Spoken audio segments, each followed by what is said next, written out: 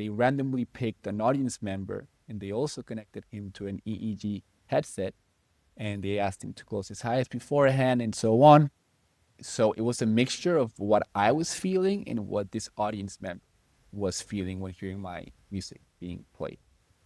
And I Amazing. do believe it made the whole experience, more vulnerable for the Mm. artists on stage. Because, Mm. I mean, when we go on stage and we concentrate and we open our hearts to play, we are in a very profound emotional state thing, right? We're opening up this world of emotions and inviting the public to come and join. Hi there. If you're curious about high performance or you're a mom raising resilient kids, this episode is a must listen. Today, I'm sitting down with Pablo Esquivel, an extraordinarily gifted pianist, composer, and psychologist in training, not to mention that he was one of my first students at Juilliard when I started teaching the science of resilience there over 10 years ago. This was such a lovely conversation, and Pablo talks to us about how he overcame fear and stage fright using breath and awareness. He'll also share with us his inspiring journey from Costa Rica to Juilliard, telling us what he's learned about thriving under pressure and how the right support system and mindset can make all the difference. Dr. Bobby, so nice to see you. So great to see you. Now that was resilient, Yeah. right? We just kept trying. Can you hear me well? I can hear you perfectly now. Nice. Okay. Amazing, amazing. So glad to have you back on. It's been Thank so you. I long know. and the years flew by. They really did. Yeah, time goes by super fast. Yeah. Last time you were on my podcast was during the pandemic, right? That's right. Yeah. COVID. Mm-hmm. Yeah, and you charmed all the people in the workshop. Aw. You even came on a That's workshop with right. me. I remember that. Mm-hmm. And you played Debussy, Debussy, yes. right? Clair de Lune. And did I say it Yeah. right? Debussy. Yeah. Clair de Lune that's with a French accent. I didn't realize you were half French. I am. Until I today. am half French. My mom is from France. My dad is Costa Rican. So I grew up coming to France like once a year to visit my family. My French, though, it's not there yet. I can understand everything. Really? Yeah. I don't know why. I mean, I guess that. It sounds pretty good to me. Well, when I moved to New York, I was only 10, so I had to start learning English. So I guess that I pushed French a little bit in the back. And for some reason, I feel like languages were never my forte. Piano was, though. Music was. Yeah, I mean, the last time I saw you was 4 years ago then? Uh, Or you were on my podcast yeah, 4 years ago. I 4 saw you and years spoken ago. to you since, but Yes, that's right. And I wow. think we actually saw each other when I went to Manes in New York, which was after your podcast. So it was like 3 or 4 years ago. Yes, Yeah. yes. But you've grown so Really? much, right? You're like a young man Yeah. now. Wait, you were before, but you're now into your 20s. 25. Yeah. And you're doing amazing Thank things. you. And I just want to refresh like how we met. We met at Juilliard. You were in one of my first I classes remember. there. Yes, I do. I was 17 And years do you old. remember who was in the class? I think Oh yeah, you were 17. Ali was there. She was a violinist, a great violinist. Lucy was there as well. Remember Lucy? Of And course, of Remy? course. Yes. Oh my gosh, right. I just got in touch with him on LinkedIn. Really? And he was telling me how, Science of Resilience, the class that I was teaching, Yeah. he was telling me how it had changed his whole perspective of wellness. Aw. And he just sent that to me on That's LinkedIn. so nice. Oh, I know. Amazing. Wait, yeah, Remy. Remy, yeah. Who else was in that class? So Uh, maybe you were the second class then. No, I actually took it 2 semesters. So the first one and then the second one as well. I think in the bio that you sent me, you were having some issues with stage fright when you were 10. First of all, you were like a musical prodigy to start, right? Yeah, you could Tell say us that. about your whole musical journey. Well- Yeah, I think so. Well, I started to play the piano when I was 7 years old. And it's actually Yeah. very funny because I have 3 brothers. We're 4 boys. And my oldest brother, we started to play the piano together. I was 7 and he was 8. And I believe that some people are born with natural talents, or at least they have it a little bit more comfortable when they go into a specific area. So my brother, when he sat down on the piano, he was playing different rhythms and singing and playing melodies. And apparently I had no sense of rhythm, no sense of melody.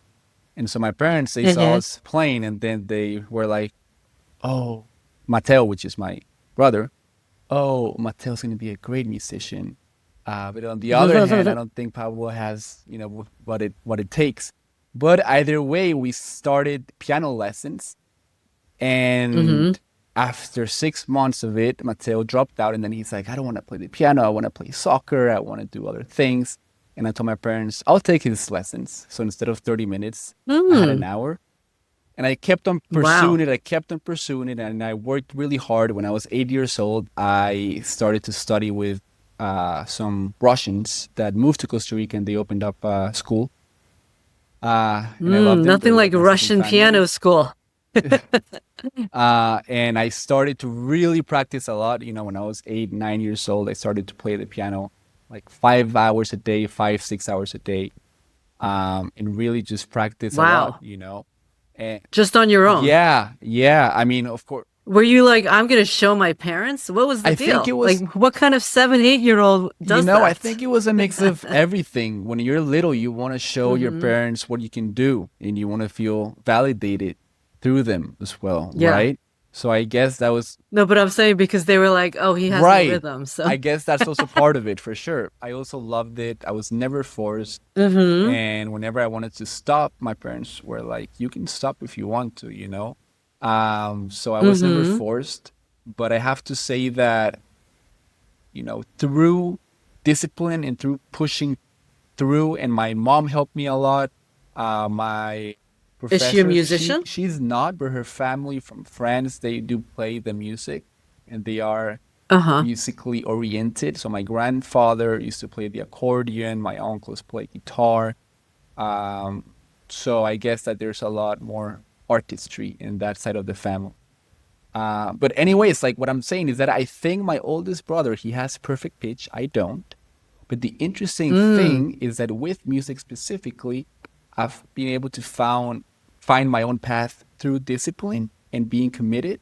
And I feel like some people, it comes easier for them, and they don't have to put as much discipline to get somewhere, And in that case specifically, I feel like being committed to this passion really helped me get where I wanted to get. I went to the US after to Juilliard. That's where we met. Because I truly believe that some people are born with the gifts, and some people have to work a little bit more to get them. So you don't think you're gifted? No, yes. I mean, I do believe that I have some gifts with music, especially in the emotional part. As I believe that's where I connect the most with the music. It's like the perfect example they talk about with Messi and Ronaldo. They're the two greatest soccer players, and then they say that Messi was a natural when it came to playing soccer, that he had these abilities when he was 5 years old, 6 years old, and he could play this way. While Ronaldo, we know his story, and he really had to work hard to obtain these skills, right? So I think that's interesting. Nature versus nurture, right? But yeah, we used to talk about this a lot too. I mean, because my son was also very gifted as a cellist, and my daughter too. Actually, they were both pretty gifted. But when you think about gifts like that, I almost feel like he could have transferred it to something else too. And he could have just as well, maybe focused on something else if he wanted to, rather than cello, or, in my daughter's case, cello and then ballet. Right. But when you're talking about like who had natural rhythm versus who didn't, but then you quickly caught up with practice, right? Yes. So, I don't know. I think that, I guess you have definite inclinations. And I do think that, for example, if your parents are musicians or your parents are athletes, you're just going to have that environment where, you don't even know it's happening. It's like called passive learning. Right. So you're like, your brain is shaped by the environment you're in. For example, my kids know a lot about medicine. We didn't teach them about medicine, but they just heard us talking about cases and all of that stuff. So I think that's really interesting what you're saying. You have the two brothers. One wanted to do sports, but you thought he was more inclined, Yeah. naturally gifted at Yeah. music. And then what kept you going? And did he ever come back to He music? did, actually. He came back during COVID. He started to sing. He was Uh-huh. singing. We were locked in our home back in Costa Rica, and he was singing outside. And he took the guitar and he started to sing his own song. And I'm like, dude, this is so nice. This is Oh, beautiful. so much later Yeah. he Yeah, came but back. Wow, that's so right, interesting. but he never had any training, any formal training, and he was still able to learn the guitar. He was still able to learn to sing as well. Oh, so he really is gifted. Yeah, I mean, yes, I do believe he has a natural talent for it. And he Mm-hmm. came back, and I'm like, we should do something. We should do something about it. I feel like the support you have also influences your self-esteem and your confidence when it comes to making music. So because I had all this Mm-hmm. support and people who believed in me, it made it also more possible for me to believe in myself as well, right? Mm. So when I started to do music with him, he was a little bit shy about it because he didn't have that context. So he's like, "Oh, I'm not a musician. I don't think we should do I don't think I can do something." And then I had Mm. to like motivate him a little bit, and I'm like, "Of course you can. It's not about competing, but it's just about doing what you like, and if it feels good, why Mm-hmm. not?" And so we started this band called Purple Fence during COVID. It was a pop band, and I love to produce music as well. So I'm like, I can produce you. And it's like COVID would be the perfect moment for us to come back to music after we both started playing the piano together 15 years ago. Wow. So yeah, we did come back. But to answer your first question, what kept me going? I think the context, really. I think the context really matters. My family was always very Mm-hmm. supportive. My professors were always very motivating with me as well. And when the Juilliard opportunity arose, it gave everyone a lot of hope because where I come from, Costa Rica, it's a very small country. It's a very beautiful country, but it's very small. We have 5 million people. It's a lot of nature and a lot Mm-hmm. of, it's one of the happiest countries. But anyways, I heard. Wait, what is this saying? vida, Oh, pura which vida. means Right. pure life. Yes. We use it Amazing. for anything. Pura vida means hello, bye, how are you, thank you. So it's, people are very laid back in my country in a good Cool. way. So it was very hard to imagine doing music in Costa Rica and getting out of Costa Rica. Mm-hmm. So when the opportunity to apply to Juilliard pre-college arose, it really gave a boost to everyone around me, my family, my school that I was in, myself, of course. And so I Yeah. feel like context really matters. And at that time is what kept me going a lot of the time. Of course, my passion as well, but context really helped. So somebody said, Pablo, you should really apply to Juilliard pre-college. Is that what happened? No, it was more, I had won my first competition to go play in New York at Carnegie Hall. And I was Nice. like 8 years old. So my dad came with me. And this was the first time I was going to the US. And before leaving, my Russian professor told me, "Hey, look, I have a contact at Juilliard. It's this Russian professor that I talked to like 20 years ago. I don't even know if the Mm. phone number is still existent or not, but you should try." So we went to New Mm. York. And who was that? Her name was Victoria Mushkatkol. Yeah, she's a pre-college piano faculty. We went to New York. We called this phone number, and the line said, "Oh, this phone number is non-existent anymore."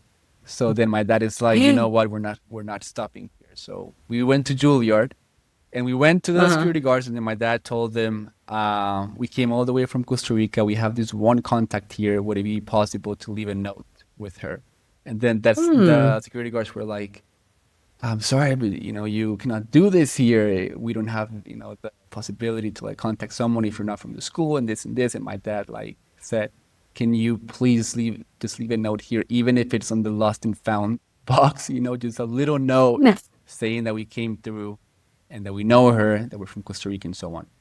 That same night, we went back to our hotel, and somebody was calling us. My dad picked up, and it was this lady, and she called us, and then she's like, hey, I never look at these notes that are left at the lobby because sometimes I leave a lot. But when I heard that you were from Uh-huh. Costa Rica, I've always wanted to go see the volcanoes in Costa Rica.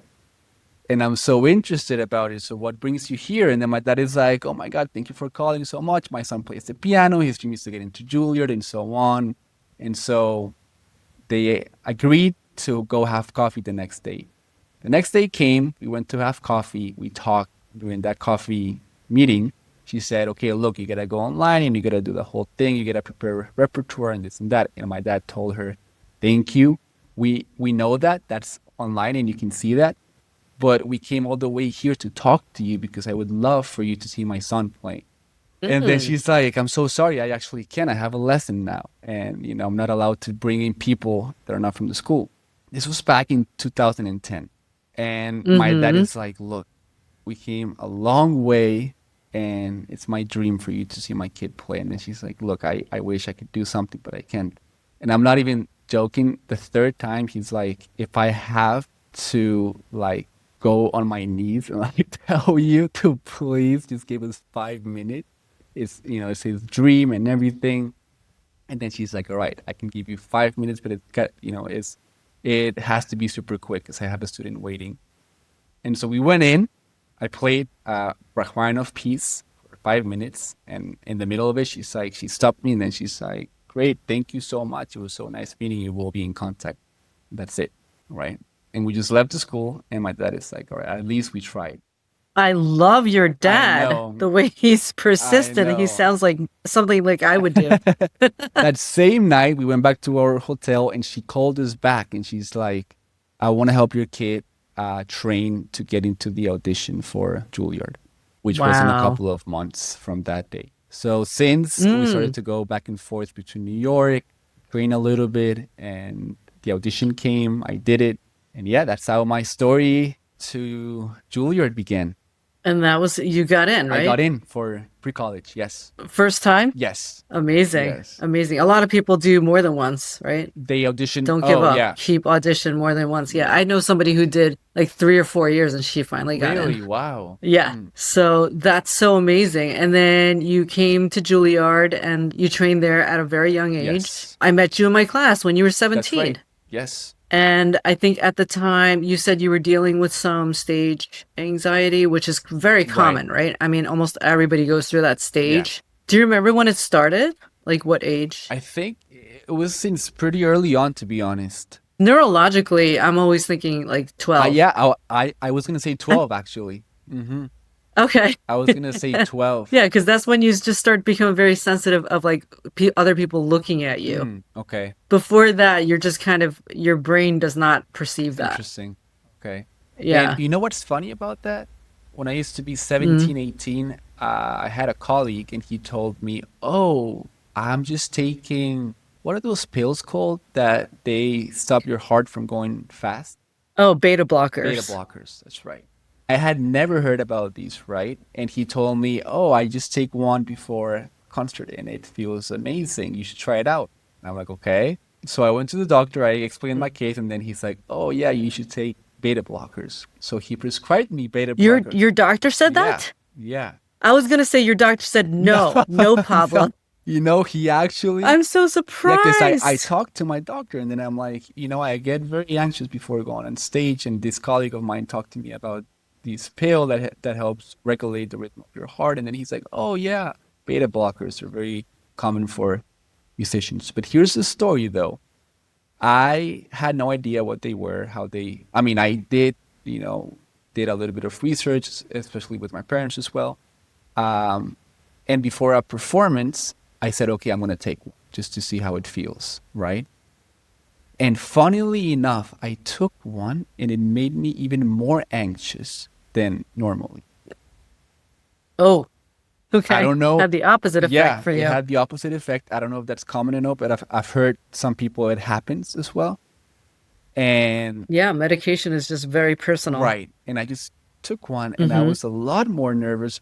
And so I'm like, I thought this was supposed to help me a little bit, you know? Wait, so by colleague, you're saying like another teenager? Yeah. So yeah, way back, they used to call, I think they used to even say beta blocker kids, like Mm, the classical musicians, because it was so mm, common. But obviously, like any other medication, there's side effects, right, right? right. And it's definitely not the best way to handle. I mean, we know so much more about the brain now. Hmm. And taking beta blockers, yes, it will slow down your heart rate, but it will also make you not feel as excited. And Mm, some of that excitement, as you probably know, you know better than I do, you're on stage. You need some of that right, to get emotional and to convey that emotion through your right. music. Yeah, So we could dampen that. definitely. Yeah, for sure. I mean, sometimes I feel like I'm a little bit too excited and too emotional, and that can also interfere with my playing. But usually, when I can accept it and live with it, it's when I can channel those emotions through my playing. And I Mm-hmm. have to say that your class, as I did mention on my last podcast with you, helped me a lot. 'Cause that is when I started to meditate and have more interest in the breathing exercises. So, still till this day, the one tool that helps me before going on stage is my Mm-hmm. breathing exercises routine before walking stage, right? And it's very personal. It's very Nice. personal because, I try to do a little bit of the Wim Hof method. I also try to do Mm-hmm. meditations, like I visualize how it feels to walk on stage and so on. And this day is really the one component that has proven benefits to me, right? This is my personal experience. It's amazing that you're saying that because after all these years of teaching, and I've put on a lot of digital courses online as Hmm. well, and the one that's gotten the most positive and tremendous feedback is the very simple breathing exercise Hmm. one. Really? And it's, remember in class, I don't know if you remember, but we used to say just for one breath, Yeah. nothing to Yeah. do. Yeah. Yeah. So I taught like what we call minis, just one Mm. breath. And this course, so many people wrote back saying how simple it Mm. was. Because sometimes we want to make things Right. complicated, to show that it can work Right. or but that one breath, like you're saying, it's really the Yeah. anchor. So I've come to the conclusion Mm. that that's the main thing that I want to focus on when I work with really young Mm. kids, kind of making that a habitual breath. Right. We have instant reactions to things when we're Right. stressed. So instead of having that negative reaction, to make that breath, I call it the positive stress Mm. response Mm. It makes sense. or the relaxation It makes response. sense Yeah. because it's also hard to become present during those moments because you feel like your mind is going at 1,000 kilometers per hour, and Mm-hmm. even though you're in the present moment, you're really not, and you're already thinking, "What happens if I do this? What happens if this happens?" Right? So even though you're breathing, you're not even conscious about what's going on with yourself, right? And I believe that, whatever breathing exercise works for you, and if you can use that as an anchor before, it can have a lot of benefit. And it's also, I think, how we condition ourselves in that space too. This is why visualizing helps a lot for me as well, because I can, in a way, not trick my body, but make it understand. If I close my eyes and I visualize myself going on a stage, walking on the stage, sitting on the piano, it's almost as if my body was living that real time, even though Mm-hmm. I'm imagining it in my head. And so if I'm in Yes. that moment, I have a lot more control to interfere or not interfere, but just be more present through my breathing. And it's almost like I can teach my body how to feel in that moment, you know? And Mm-hmm. so when I go on stage, Yeah. it doesn't feel like it's something unknown or something that I haven't experienced before. And I think that, You're literally rehearsing it because your brain is so powerful at imagination. yes, yes. We didn't do this when you were in our class, but now I get them to dress Oh, up. In really? some of the classes, I had them dress up in their That nice. Yeah. gowns and everything, Mm, right? mm. The more close you get to the actual thing, the better. And I just saw something on Instagram the other day. I want to send it to you. It was like all these Air Force pilots and they're I doing the saw whole, did you that. see I it? saw that. And it was precisely Yes. like a little bit to the left, to the right. Yeah. I saw that. I saw Yes. that. So it must be going Yeah. viral because it must be on our feeds, Yeah. right? Yours and Yeah. mine. I loved it. I thought it was so Yeah. beautiful. Yeah. It was incredible. Yes. So, do you have that sort of vivid visualization? Because some people can't visualize as well as others. Some people just don't have that. Like, they don't have that mental image. I think it's It's a, yeah, yeah. but I mean, with everything, it's just practice. I think even with meditation. I don't know. I think there's actually like I don't remember the statistics. I'll look it up, but there's just like an actual percentage of people who can't Really? visualize. Oh, I didn't know that. Yeah. Okay. Yeah. I mean, like they can hear, like imagine hearing something or even smelling Yeah. something, but they Yeah. can't see Hmm. it. I forget the name for it. Hmm. It's like, I don't know. Maybe you're right though. Maybe they could practice too, Hmm. Interesting. right? Interesting. Yeah. Because I Yeah. know that I know I've heard people before say like I don't know how to meditate or I don't know what to do when I'm meditating, right? And it's definitely hard to Mm, train yourself to do something you're not accustomed doing. Um, right. but I had a friend that I wanted to help him meditate. He's a doctor, so he had to go through all the stressful hours, as you well know. He was getting his degree, and he had to, he had his practice, and it was like sometimes he had to be at the hospital like a full day. So I told him, "Hey, have you ever tried meditating?" And then he's like, "I don't know how to do it." And then I'm like, look, we can do it together. Okay. We're just going to start with literally 60 seconds. We're going to close our eyes and you're going to listen to my voice and then you're going to focus on your breathing, right? Do it for us right now, Pablo. Yeah. Yeah. Go for it. Go for it. You have such a nice Oh, voice. thank Go you. for it. So, okay.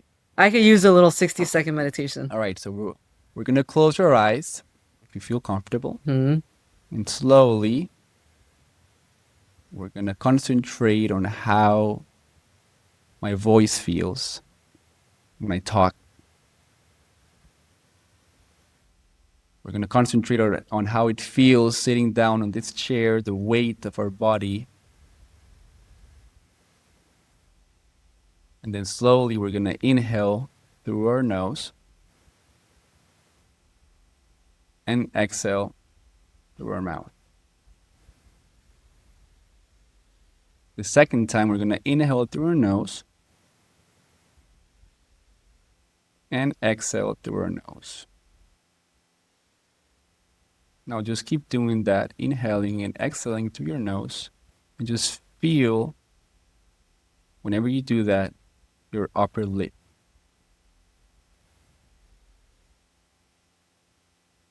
How there's a little breeze that touches your upper lip when you inhale, and how it touches it again when you exhale through your nose. And just like that, come back, open our eyes when we feel comfortable and ready into the room.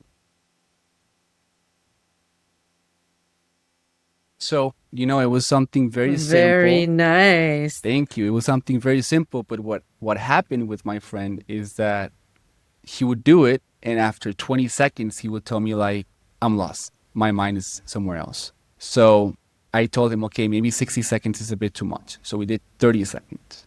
And then we did it for 30 seconds, and the same thing, I'm like, let's close our eyes, let's focus on our breathing, and so on for 30 seconds. And after 15 seconds, he's like, I'm lost. My mind is going somewhere else. So I'm like, that's fine.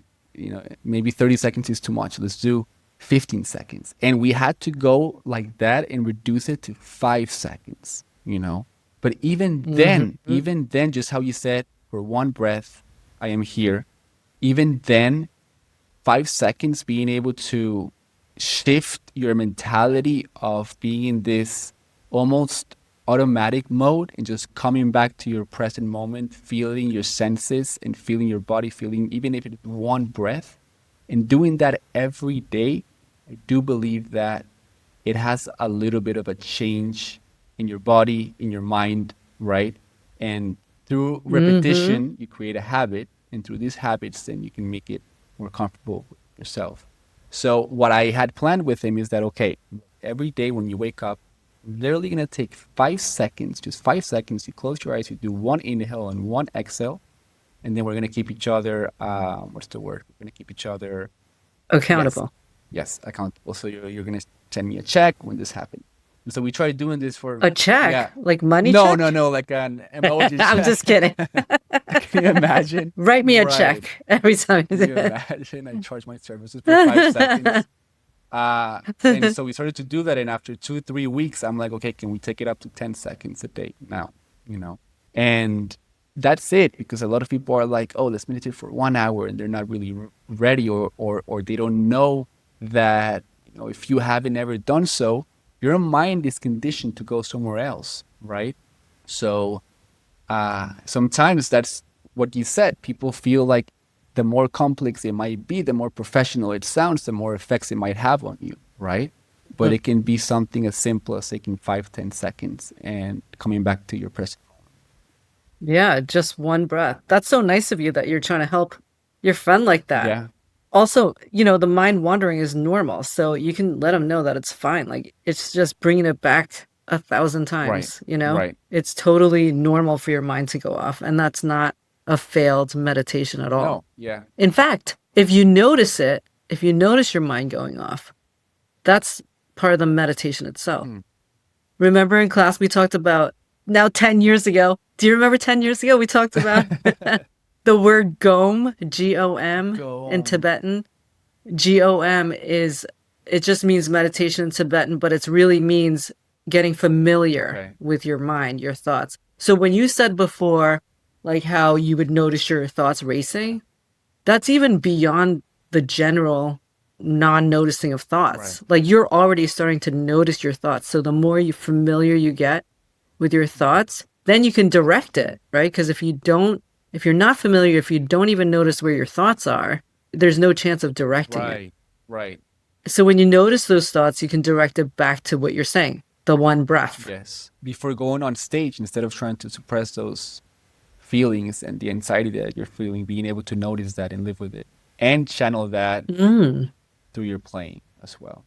I want to talk about that, actually. I'm glad you brought that up because you're the stage expert. You've been playing on beautiful stages in Paris right now, right? I saw that amazing concert you gave with, so you have Yeah. EEG on someone's head, and then you were playing, Yes. and they were projecting the EEG on the screen. Yeah. So tell me about the experience. What was that about? Yeah. So this concert that I did, it was a Le Grand Rex, which is a very nice theater here in Paris. I've been working with Steinway here. It was for a summit of AI. They were doing a conference of AI companies, so a lot of AI companies and came. It was the whole. I wish I had known about Yeah, it that. was really cool actually. Okay, so Steinway did an AI thing? That's so Well, yeah, cool. because they have a new piano called the Stereo piano, which it uses AI as well. So basically, you can play in the stereo piano and it records what you play and it's going to play it back, not only how it sounds, but the same sensitivity that you use, the same feeling.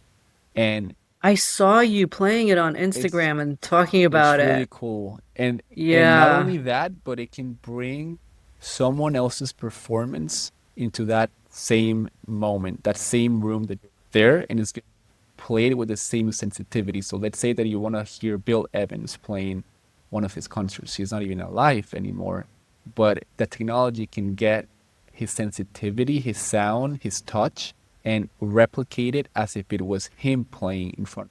Wow. And for people who don't know the piano, like the sensitivity, you're saying like the pressure and the way you touch the keys. I mean, like when I found out that the parts of your finger that's touching the Yeah, key makes a difference, like I definitely, didn't know any of that. definitely, Yeah, I mean, I took piano lessons when I was little, but like I didn't know those nuances. definitely. So that's what you're talking Yes, about, right? yes. The weight, So that's why when you see piano players like moving, it's like, it, can you yeah, explain I that? mean, it has to do with it, but I feel like for some pianists, it's also the emotional reaction they have. When I move and I tell my students there's a difference of believing that you need to move to create a sound, which is not actually very healthy because you should be able to play without moving, compared to moving because you have an emotional reaction, right? Uh, Okay. But when you're like picking your finger up and then like dropping it, for example, those kind of motions, like that changes the pressure, right? yes, And how you land on yes, it. definitely. But my professor at Juilliard, he told me if you know where your weight is coming from when you play the piano, you should be able to play Uh-huh. without moving at all, actually, you know?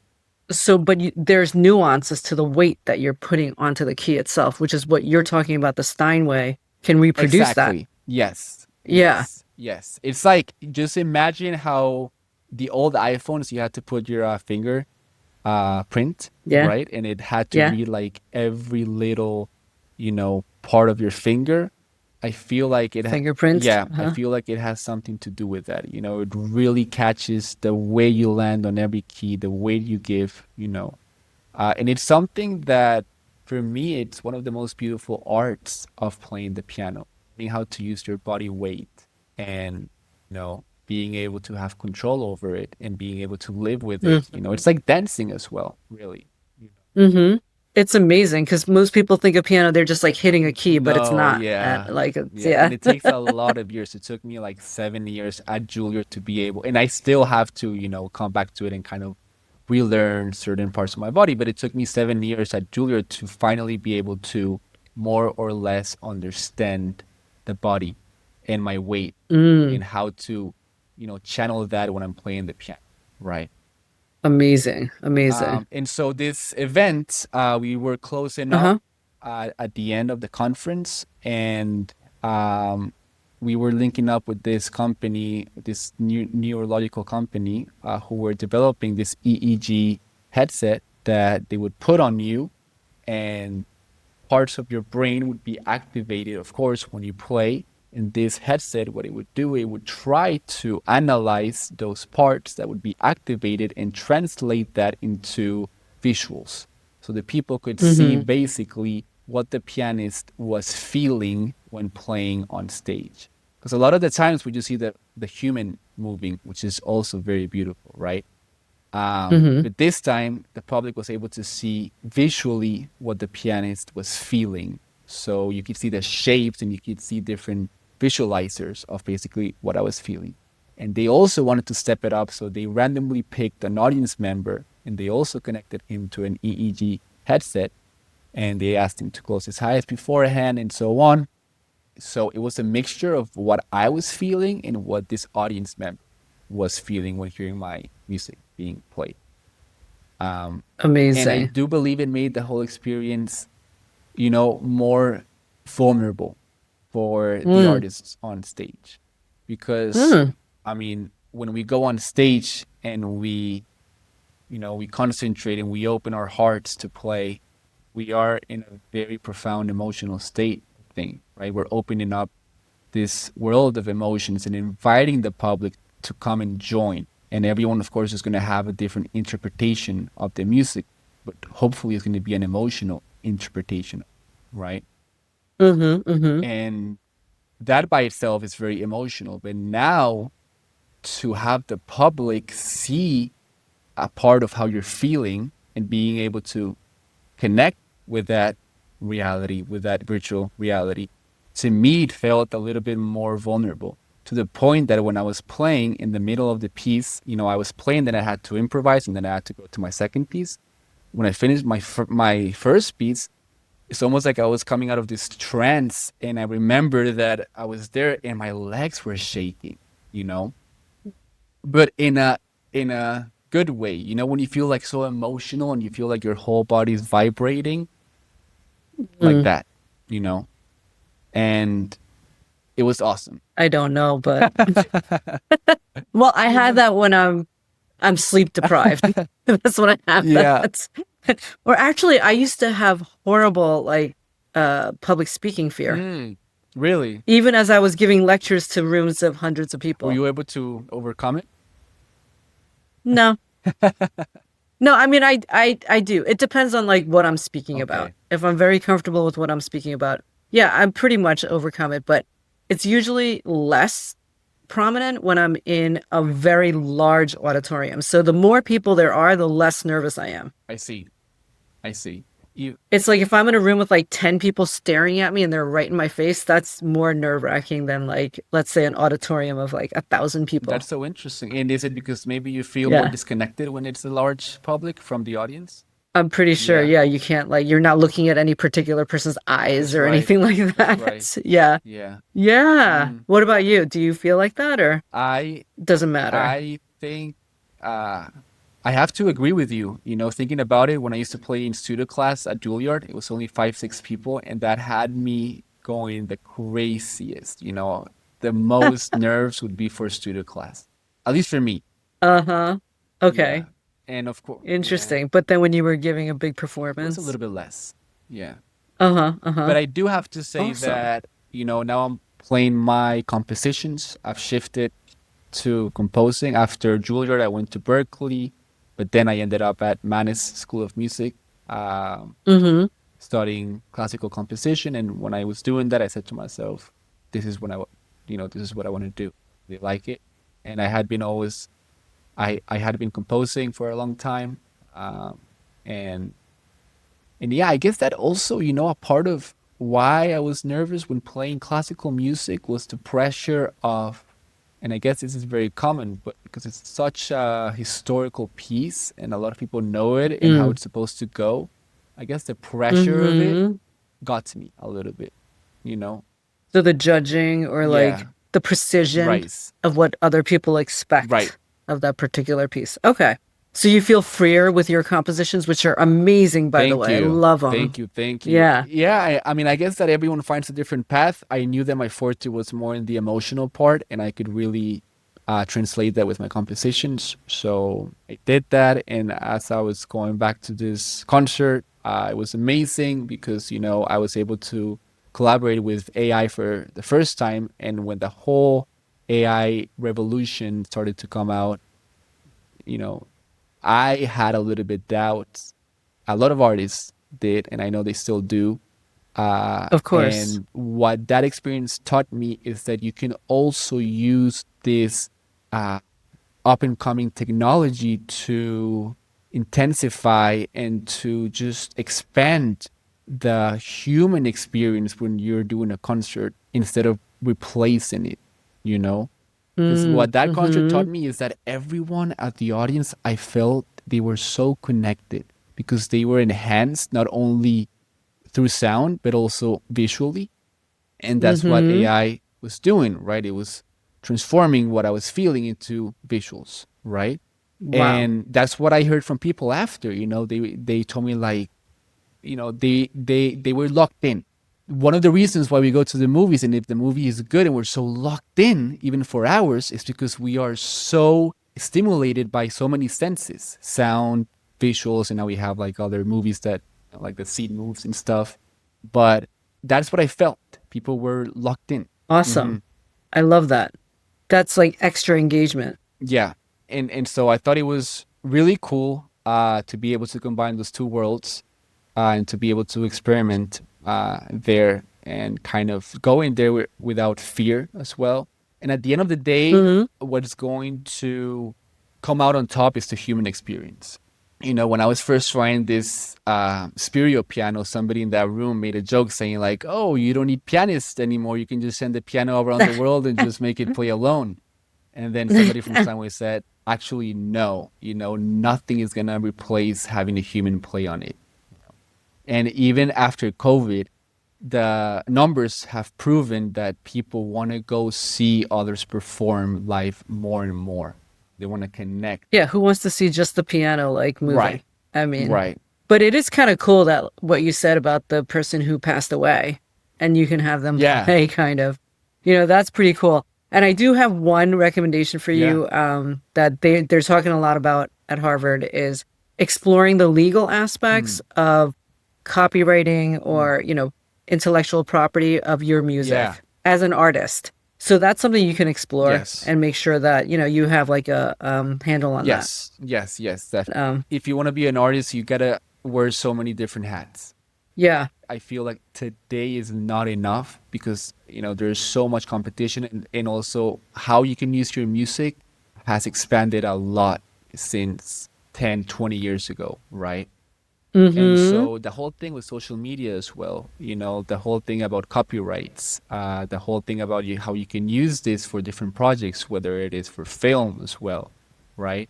So it's such a competitive world, and it's a very hard Mm-hmm. world for sure. You gotta learn how to become your own business and how you can be your own Oh my artist. gosh, that's Yeah, awesome. Entrepreneurship, yeah, right? for sure.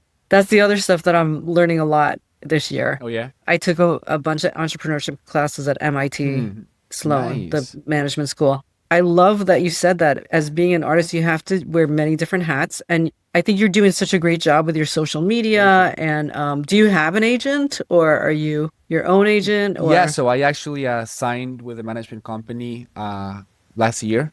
Uh, Thank you, congrats? thank you. And this agent of mine, she actually is from Mali, but she grew up in Paris. She knows the business a lot here, so this is why I'm actually Hmm. in Paris now because we're trying to develop more opportunities here. I love it. Yeah, that's the other part as well. You know, I talked about context at the beginning. As an artist, it Yeah. is fundamental that you get yourself a good team. And before these managers, I started with one of my friends. He's like my age. He's like 27. He's Hmm. an amazing. He's very talented in doing everything that has to do with videos, photos, editing. You know, and we Oh. started to do a lot of work together. He came to Paris. He Hmm. helped me a lot with the photos, with the videos, and we're still together. You know, I just released my new album, and he was the one who did the artwork. So I feel like, Which congratulations. Oh my thank gosh. you. Being of a Yes. flower. And yes, Amazing. thank you. Thank you. And he did the album cover, and I feel like we're still going to be working together. But we started this because we both believed in each other. We were both young. And to get yourself a good team is so important. That's so cool. Yeah. I saw that you were influenced by Max Richter, who I Yeah. love. Yeah. And what about Philip Glass? I love him as well. He went to Juilliard, you know? I didn't know that. And I was like, this guy Pablo, he's gonna be the next Philip Glass. That's what I say. He went to Juilliard. I hope you like him enough I that I do. could say that. I But do. I do like him a lot. Yeah. You know, people think that doing simple music is easy, but it really is not, you know? I don't think it's simple. No. Why do you say that? Well, Why do you think it's simple? because, you know, if, eh, you know, this is why he's also being boxed in into the minimalist movement, right? Oh, Philip Yeah. Glass? I'm not that sophisticated. I just know him from like he was one of the pioneers of making that kind of music into a multimedia event. I remember Mm, he would do like lights and colors, nice. when people weren't doing that. Nice. Yeah. I think that's why So I think of cool. him. And I also remember him being in a lot of indie Yeah. movies. Yeah. There's one particular one where they show like scenes of people moving through New York Yeah. City. So I'm not very sophisticated on the musical part because I'm not a musician, as you know. So I don't know about that. But yes, please feel free to tell us. I didn't think his music was simple. I just admired that he was like a frontiers person for that Yeah. type of multimedia Yeah. that, now AI is a part of. Right. So what I mean with Yeah. simple is when you look at the technique, right? So I went to this concert by Ludovico Einaudi. He's also one of my great Mm. influences, and he is in this, let's say, music style that today is being called neoclassical or new age music or classical Hmm. contemporary. So I went to see him because I really looked up to him, and some of my colleagues went as well. He played like an hour, and at the end of the concert, you know, I was in a blissful state. I loved him, but my colleagues, some of them were like, "Oh, his technique is not the best," you know, this and that. But then I argued it. Then I said, "Do you know how hard it is to have a piece that's 15 minutes and start really, really soft, really quiet, and then have musicians with you playing at the same time?" And have to elevate that gradually for 15 minutes. And in minute five, you're already like holding on to your chair because of all the emotional friction there is. And it just keeps on going up and keeps on going up. And at minute 12, you're like, oh my God, my heart is going to explode, right? Do you know how hard it is to do that, right? To be able to keep that emotional tension. And then I Incredible. feel like today a lot of the music is drifting away from all this complexity of, you know, how technical you can be and how many notes you can play and how fast you can play, but more of the emotional impact it can have on people. And this is Mm. why I believe that Max Richter and now the Olafur Arnold, Philip Glass, they've had such success because people can find an Hmm. emotional refuge in their music. Amazing. Well said, Pablo. Well Thank said. you. You're so mature now. Oh my gosh. Well, I'm glad. Yeah, I'm 25 already. Uh, yeah. And so tell us about the little ritual that you do before, not little, but like the ritual you do before you go on stage, Um, so I usually drink, which you yeah, so I usually drink like 3 cups of wines. No, I'm joking. I don't. could. and take a beta Yeah. blocker. Can you imagine? I talk about all of that and I feel Wine like plus beta blocker. You'd no. be like lying down. So before, something that has worked a lot, humor before, interestingly enough. No, I So love it. much. And one of my managers, You know, I'm hugely into like I comedy, right? remember we even saw a comedian that you presented to us, and then he said, how can you be funny? You just gotta write one joke a day. That stuck with me a lot. You I remember that do. from Yeah. class? Yeah. That was Seinfeld. How he Yes. wrote like 3 jokes a Three day. jokes a day. Yeah, oh my Yeah. God, I love talking to this brain that I knew 10 years ago who remembers Right? these little things. It makes me, feel like going on with it, Aw. Like you give me so much joy, like just Aw. knowing that people remember stuff. It That's it definitely awesome. did have an effect Yeah. for sure. And so one of my managers, because I have two, this awesome woman that she's in Paris, but she's also traveling. And then this other manager that he lives in LA. They're both awesome. They're great people. I love them. And hmm the one from LA, he has pretty uh, uh, ingenious humor, which I love. And so at that concert, I remember that we were just joking and making like the most, like a marathon of jokes. And I would joke and he would joke back at me and we would be laughing. And at that moment, I'm like, I have to go on stage in 5 minutes and I'm laughing here, but this is helping me so much, because I feel like this Nice. excitement, I'm also being able to channel it doing something else. And not doing something else, not evading the situation, but just putting it into work instead of like trying to suppress it, right?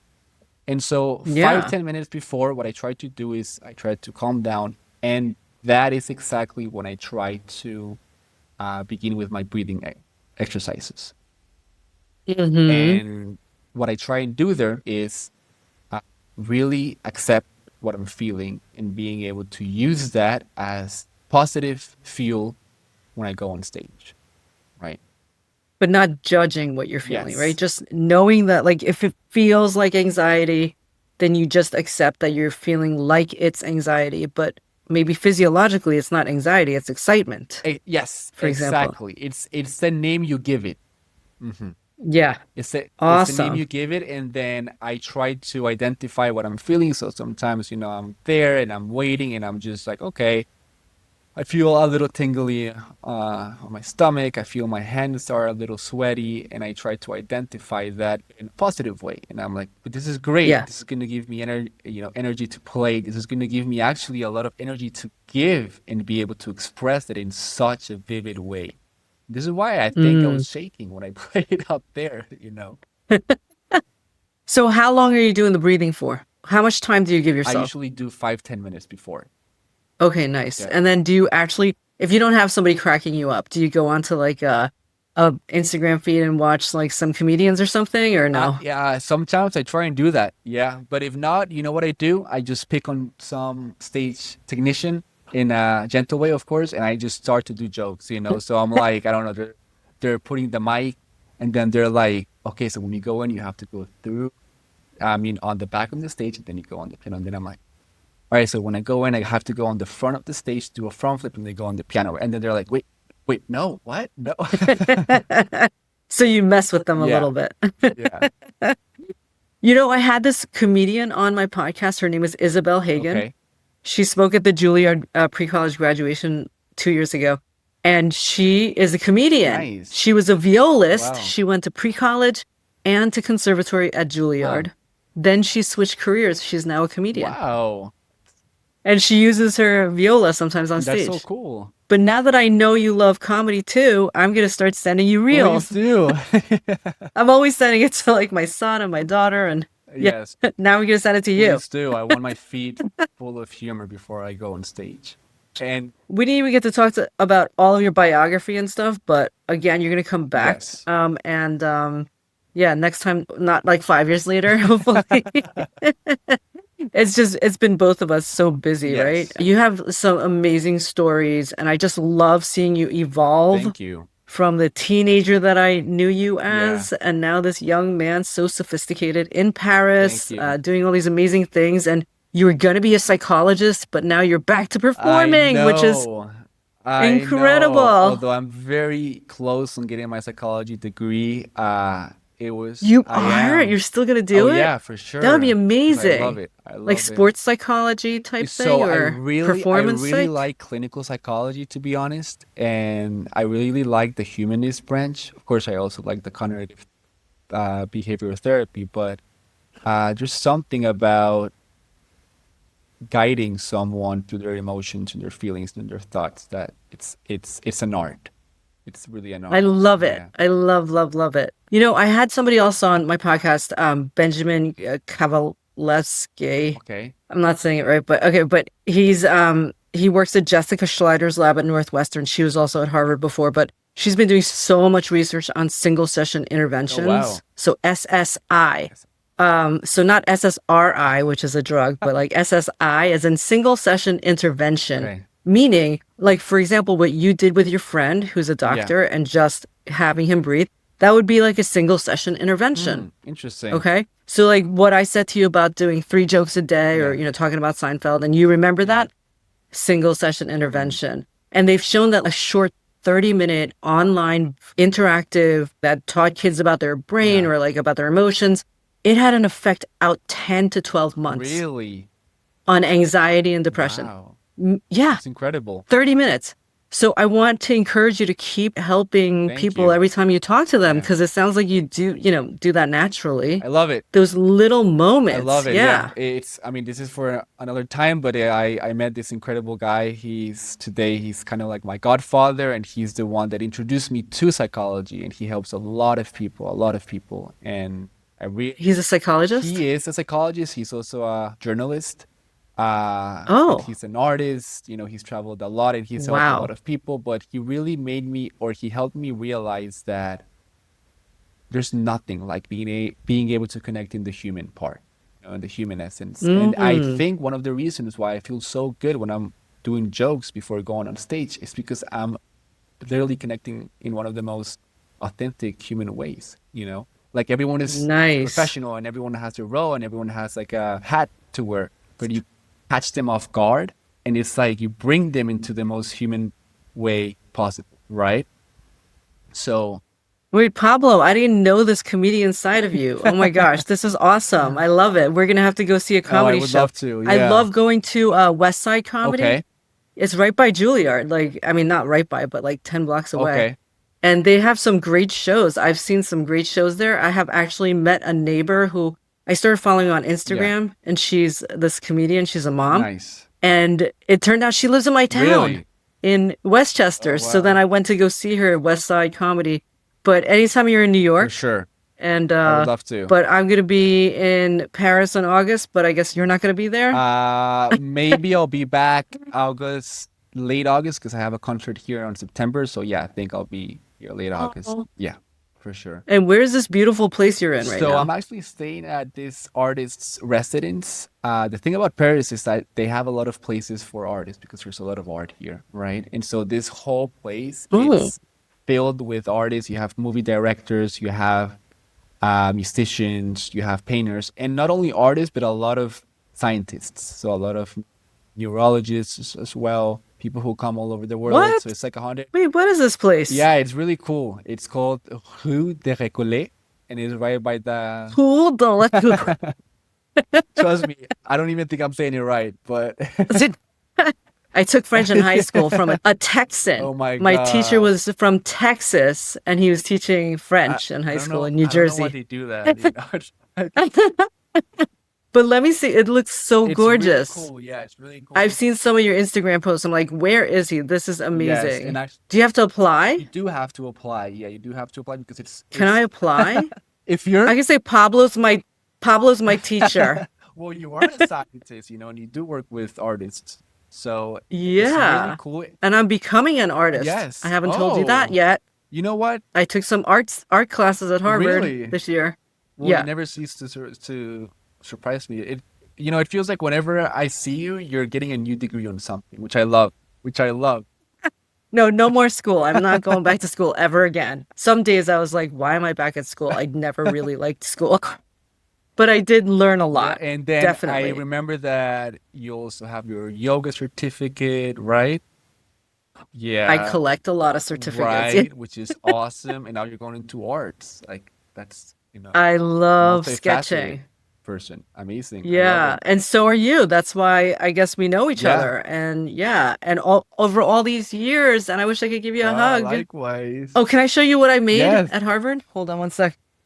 This is kind of crazy, but I ended up wanting to create like a tangible product Okay. that kids could use or even older kids. And so here Oh, wow. it's called Zen Bun, Ah, and it has a friend called Zen Cloud. I love And this it. is, yes, this is the brain, I love it. Okay. and this is your emotions. Ah, And then this also has like this little computer thing here uh-huh. that takes you through. It's frowning because I tilted it. But you basically like you can Love. watch and breathe. Wow. Yeah, it said love. Whoops, it frowned Wow. because I tilted it. But at the end you get to blow out some hearts. Like you Aw, actually like breathe on it and it flickers that's out. so cool. And I came up with all these little children's books. Oh, wow. And So I'm making, you did them? yeah. Cool. So this is part of like teaching them about their brain, Nice. basically. It's like a lot of science and like a lot of the things we talk about in class, like Mm, habits and I all love that. it. I love it. And tell me if you hate me, but I used AI to make an original song. You did. They're like little kid Okay. songs. And like you have to talk to AI in a very specific way. This is what I learned. Um, and I was able to have it make a very nice, catchy Yeah. song, like a children's Yeah. song. Yeah.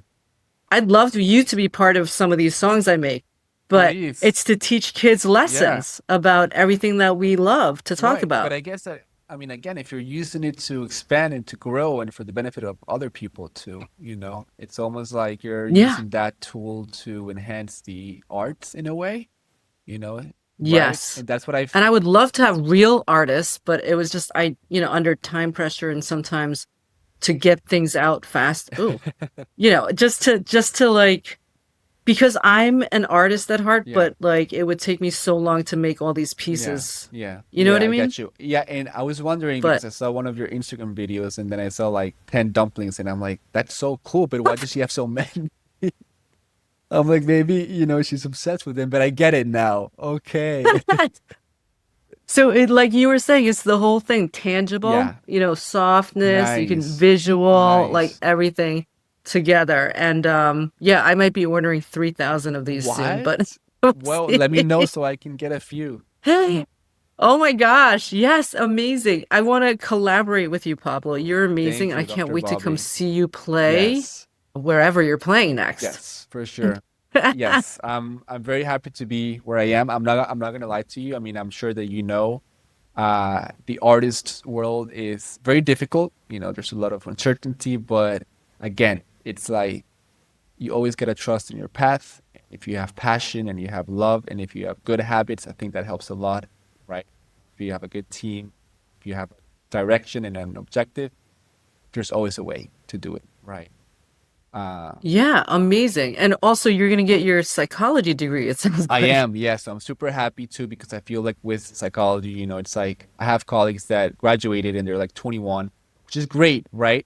But I just wonder, one of my psychology professors told me, yes, if you want to be a good psychologist, of course you need to know the theory, but in Costa Rica we say something that you need to have calle, tienes que tener calle, which means you need to have street knowledge as well, which means Oh, you need to live experiences, right? Meet people, be in different situations, and so on.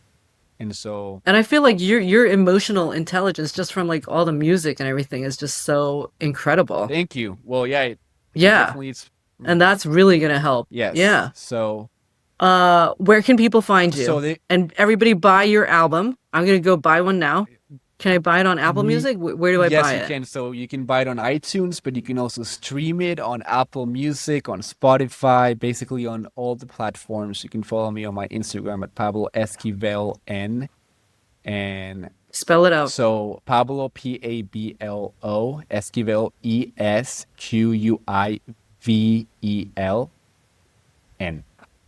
And then, Nice.